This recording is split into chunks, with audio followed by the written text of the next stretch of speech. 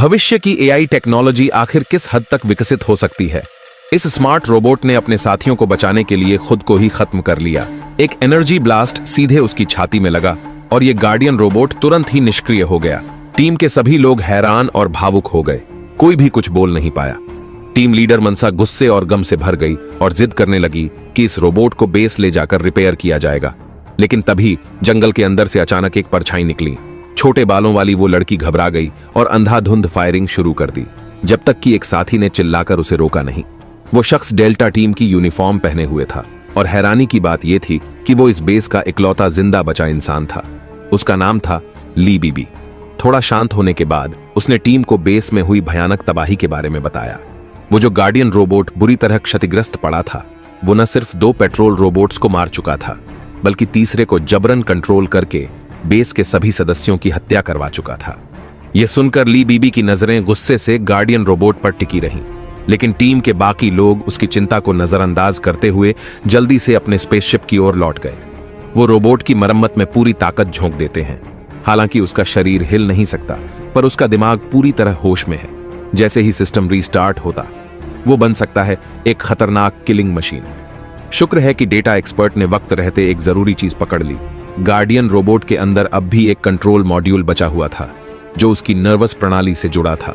बस उसे पूरी तरह हटाना था ताकि बाहरी कंट्रोल का खतरा खत्म हो जाए। लेकिन मनसा के मन में एक और सवाल था। आखिर वो जानलेवा रोबोट आया कहां से था जिसने बेस पर हमला किया? ली बीबी को भी इसका कोई जवाब नहीं था, लेकिन अब उसका ध्यान उस गार्डियन रोबोट की ओर खिंच चुका था जिसने अपनी मर्जी से खुद को खत्म करने की कोशिश की थी। क्योंकि ये पूरी कहानी एक मशहूर सीरियल की कहानी से हूबहू मिलती थी। किसे पता था ली बीबी भी एक हार्डकोर सीरियल फैन निकलेगा और पहली बार उसने एक रोबोट का चेहरा देखा जो हैरान कर देने वाला हैंडसम था। ली बीबी तो वहीं पर एकदम छोटे बच्चे की तरह रोमांचित हो गया। Go in any sort of direction like a big worm. वहीं बेहोश पड़े रोबोट ने आंखें बंद किए बड़बड़ाया, मनुष्य सच में बेहद मूर्ख और नासमझ होते हैं। बेस लौटने के बाद डेटा एक्सपर्ट ने आखिरकार गार्डियन रोबोट के नर्व सिस्टम से वो खतरनाक कोड पूरी तरह हटा दिया। लेकिन सतर्क टीम मेंबर्स ने तुरंत उसे एक्टिवेट नहीं किया, बल्कि पहले उसके बेसिक डेटा में गहराई से जांच करने का फैसला किया कि कहीं कोई बचा खुचा खराब कोड तो नहीं रह गया है। जब नर्व एनहांस्ड ह्यूमन गुला ने सिस्टम से लिंक किया तो वो एकदम शांत था, बिना कोई शब्द बोले। कुछ ही देर बाद गार्डियन रोबोट का सिस्टम सफलतापूर्वक रीस्टार्ट हो गया। हालांकि उसका सिर हिल नहीं सकता था, लेकिन उसका पूरा मैकेनिकल शरीर कड़ी सुरक्षा में लॉक कर दिया गया था।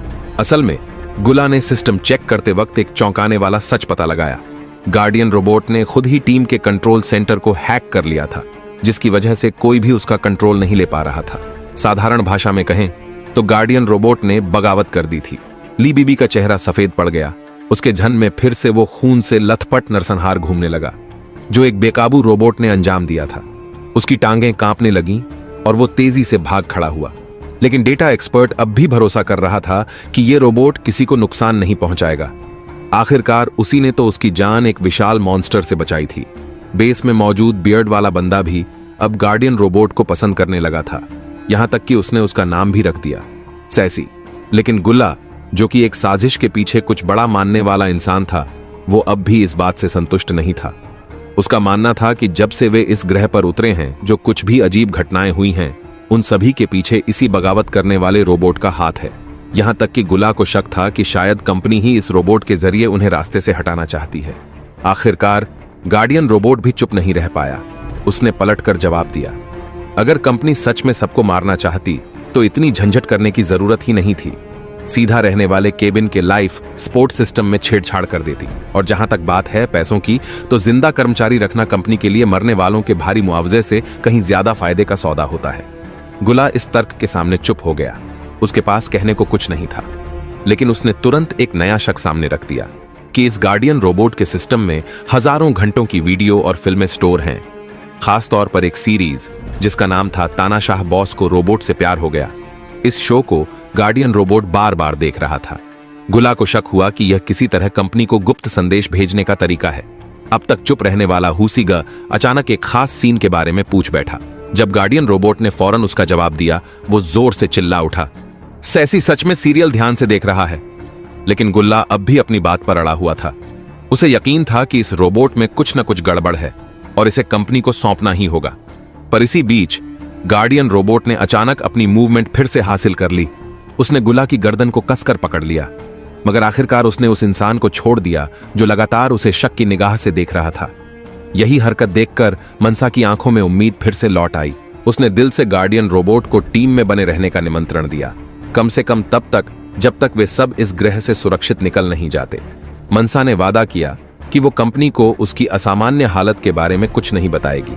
गार्डियन रोबोट थोड़ी देर सोच में रहा, फिर आखिरकार उसने इस अनुरोध को स्वीकार कर लिया। उसने सलाह दी कि तुरंत रेस्क्यू बीकन एक्टिवेट किया जाए ताकि कंपनी तेजी से बचाव कार्य शुरू कर सके। डेटा एक्सपर्ट ने ली बीबी से पूछा कि क्या उसे पता है उनका सर्वे टीम का बीकन स्टेटस क्या है, पर उसने सिर्फ निराश होकर सिर हिला दिया, क्योंकि वो तो बस खाना बनाने और कपड़े धोने वाला एक आउटसोर्स वर्कर था जिसे टेक्निकल चीजों की जरा भी समझ नहीं थी। प्रोटोकॉल के अनुसार जैसे ही इमरजेंसी बीकन ऑन किया जाता, वो सीधे ऑन ऑर्बिट में चला जाता और वहां से नजदीकी कंपनी बेस स्टेशन को मदद का सिग्नल भेजता। लेकिन कई बार कोशिश करने के बाद भी वे ये जानकर निराश हो गए कि बीकन एक्टिवेशन सिस्टम पूरी तरह फेल हो चुका है। गार्डियन रोबोट ने शांत दिमाग से सुझाव दिया कि वो खुद स्पेसशिप लेकर बीकन की लोकेशन तक जा सकता है और उसे मैन्युअली चालू कर सकता है। सुरक्षा कारणों से मनसा ने फैसला किया कि वो भी साथ चलेगी। रवाना होने से पहले ली बीबी शर्म से लाल चेहरा लिए गार्डियन रोबोट के पास आया और उससे पहले की गलतफहमियों और अपनी हरकतों के लिए माफी मांगी। उसका ये अप्रत्याशित व्यवहार देखकर गार्डियन रोबोट तो एक पल के लिए हैंग ही हो गया।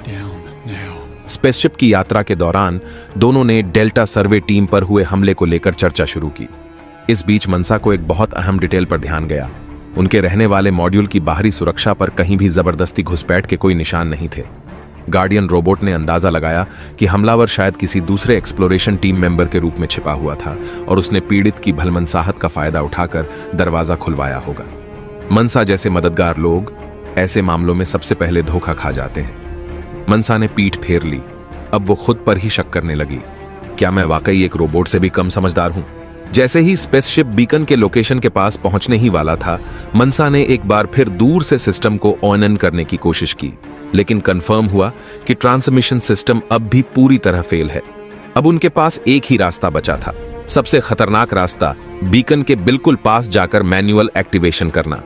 मगर जैसे ही स्पेसशिप उस जगह के पास पहुंचा, गार्डियन रोबोट ने अचानक खतरे का एहसास किया। कौन सोच सकता था कि वो पूरा इलाका पहले से ही एक मौत का जाल बन चुका था। अगर गार्डियन रोबोट की प्रतिक्रिया थोड़ी भी धीमी होती तो वो और मनसा अब तक राख में बदल चुके होते। रोबोट जहाज की क्षति को स्कैन कर रहा था और उसी समय आदतन सोप ऑपेरा चलाकर देखने लगा। इस मौत से भरे माहौल में भी थोड़ा मनोरंजन एक मानसिक सहारा ही तो है। मनसा अब किसी भी हाल में कैंप लौटकर बाकी साथियों को चेतावनी देना चाहती थी और इसलिए उसने तय किया कि रोबोट के इनबिल्ट रिपेयर मैन्युअल का इस्तेमाल कर सिस्टम सुधार शुरू करेगी। लेकिन तभी गार्डियन रोबोट थोड़ा झिझकते हुए बोला, वो फाइल मैंने डिलीट कर दी थी। मनसा का चेहरा शक से भर गया। तुमने ऐसा क्यों किया? गार्डियन रोबोट का जवाब सुनकर मनसा लगभग टूट सी गई। उसे अंदाजा नहीं था कि उसकी पूरी मरम्मत योजना एक सोप ऑपेरा की वजह से फेल हो जाएगी। और जैसे ये काफी नहीं था, एक जोरदार झटका लगा और प्रिंटर का टूटा हिस्सा गार्डियन रोबोट के पेट में घुस गया। उसके शरीर से लगातार ल्यूब्रिकेंट लीक हो रहा था। दोनों ने मिलकर पूरी प्रणाली को चेक किया तो उन्हें पता चला कि मुख्य मदरबोर्ड की महत्वपूर्ण वायरिंग जल चुकी है और दुर्भाग्य से स्पेसशिप का प्रिंटर भी इस हमले में टूट चुका था, इसलिए नया पार्ट प्रिंट करके बदला भी नहीं जा सकता। यह सुनते ही मनसा को ऐसा लगा जैसे उसकी सांसें ही बंद हो रही हों। गार्डियन रोबोट ने देखा कि उसका हार्ट रेट तेजी से बढ़ रहा था और इस तरह अगर बढ़ता रहा तो उसे कभी भी हार्ट फेलियर हो सकता था। संकट की उस घड़ी में गार्डियन रोबोट ने एक बेहद साहसी फैसला लिया। वो अपने चल रहे सोप ओपेरा को स्पेसक्राफ्ट की दीवारों पर प्रोजेक्टर से चला दिया। उसने सांसों को कंट्रोल करने वाले एक खास सीन को धीरे धीरे समझाना शुरू किया। जैसे ही मनसा का ध्यान उस कहानी की ओर गया, उसकी सांसें धीरे धीरे सामान्य होने लगीं। भले ही मनसा इस बात को मानने में हिचक रही थी, लेकिन उसे यह स्वीकार करना पड़ा कि वो सीन वाकई बहुत दमदार था। गार्डियन रोबोट की भावनाएं जब शांत हुईं तो उसका दिमाग फिर से सक्रिय हो गया। वो मरम्मत के विकल्प सोच ही रहा था कि तभी उसके पेट का जख्म अचानक फट गया। शुक्र है कि यह सिर्फ अंदर मौजूद लुब्रिकेंट का बहाव था और ऐसा लिक्विड स्पेसशिप में आसानी से मिल सकता था। लेकिन मनसा की मरम्मत योजना ने रोबोट को एक नई प्रेरणा दी। अब उसे एक अल्टरनेट वायरिंग का आइडिया आया। वो था मनसा की रीढ़ की हड्डी से तंत्रिका तार निकालना। हालांकि मनसा ने अपने सारे दर्द महसूस करने वाले रिसेप्टर्स बंद कर दिए थे, फिर भी उसके हाथ में पकड़ी सर्जिकल ब्लेड हल्के हल्के कांप रही थी। गार्डियन रोबोट ने उसे कई बार आश्वस्त किया और फिर समय की तंगी ने भी उस पर दबाव डाला। आखिरकार मनसा ने हिम्मत दिखाई, दांत भींच लिए और चाकू रोबोट की कृत्रिम त्वचा में घुसेड़ा। मनसा ने अपनी बेचैनी को दबाते हुए रोबोट के शरीर से वो तंत्रिका संवेदन तार निकाल ही लिया। जैसे ही स्पेसशिप ने जोरदार आवाज के साथ खुद को रिबूट किया, मनसा की आंखों में जैसे एक नया जीवन लौट आया। उसे इस बात का अंदाजा नहीं था कि दूसरी ओर बेस कैंप में उसके साथियों में उसकी गुमशुदगी को लेकर बेचैनी छाई हुई थी।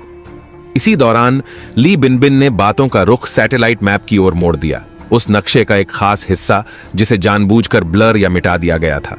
संयोग से मनसा की टीम उसी जोन के पास पहुंचते ही गार्डियन रोबोट ने बगावत की थी। ली बिनबिन अब इस जोन की डिटेल्स जानना चाहती थी, लेकिन गुला ने उनकी एक्सप्लोरेशन लॉग दिखाने से साफ इनकार कर दिया। ली बिनबिन का चेहरा सख्त हो गया और अगली ही सेकंड उसने गुला की ओर बंदूक तान दी। उसका इरादा था कि वो बेस के सेंट्रल सिस्टम में घुसकर सारी जानकारी खुद एक्सेस करेगी। ध्यान रखना चाहिए कि ये सभी जानकारियां उस वैज्ञानिक टीम की कई दिनों की मेहनत का नतीजा थीं और ये उनके मुख्यालय द्वारा सौंपा गया एक गोपनीय मिशन भी था। इसलिए गुला के लिए उन्हें आसानी से साझा करना नामुमकिन था। गुला अब भी किसी तरह समय टालने की कोशिश में था, लेकिन ली बिनबिन ने उसकी चालाकी ताड़ ली। उसने ठंडे लहजे में सबको चेताया, मनसा कभी वापस नहीं आएगी, क्योंकि वो तो पहले ही उसके लगाए गए विस्फोट में राख बन चुकी है। साथ में वो अहंकारी गार्डियन रोबोट भी। गुला कुछ कहने ही वाला था कि तभी उसके जांघ में एक गोली दाग दी गई। अब यह साफ हो गया था, ली बिनबिन अब सीरियस थी। उसी पल सबको एहसास हुआ कि ये लड़की तो डेल्टा टीम की सदस्य है ही नहीं, बल्कि वो तो एक अपराध संगठन की एजेंट थी जो बेस कैंप में छुपकर अपना मिशन चला रही थी। और ठीक उसी वक्त जब सब हार मानने ही वाले थे, गार्डियन रोबोट की परछाई दरवाजे पर दिखाई दी। ली बिनबिन ने गुला को बंधक बनाकर अपनी जान बचाने की कोशिश की, मगर एक सटीक दागा गया मिसाइल शॉट सीधे जाकर उसके सिर को उड़ा देता है। गार्डियन रोबोट खुद हैरान था, क्योंकि वहां मौजूद किसी भी इंसान के चेहरे पर न तो राहत की कोई मुस्कान थी और न ही अपने मसीहा के लिए कोई आभार या कृतज्ञता। सभी के बीच फैले भय और तनाव के माहौल को गुला ने तोड़ा। उसने सभी से कहा कि इस खतरनाक जोन से फौरन निकलना होगा। मनसा ने चुपचाप सहमति में सिर हिलाया, क्योंकि ली बिनबिन की टीम के बाकी सदस्य कभी भी आ सकते थे। इस दौरान गार्डियन रोबोट अपनी क्षतिग्रस्त रीढ़ को मरम्मत कर रहा था। वो अब भी ली बिनबिन को गोली मारने वाले उस लम्हे को दोहरा रहा था और उसे यह एहसास हुआ कि वो पल वाकई बहुत शानदार था। तो दोस्तों, ये थी गार्डियन रोबोट की कहानी, एपिसोड 5 और 6 की झलक। अगर आपको ये कहानी पसंद आई हो तो अगला एपिसोड देखने के लिए हमसे जुड़े रहिए। अगली बार फिर मिलेंगे।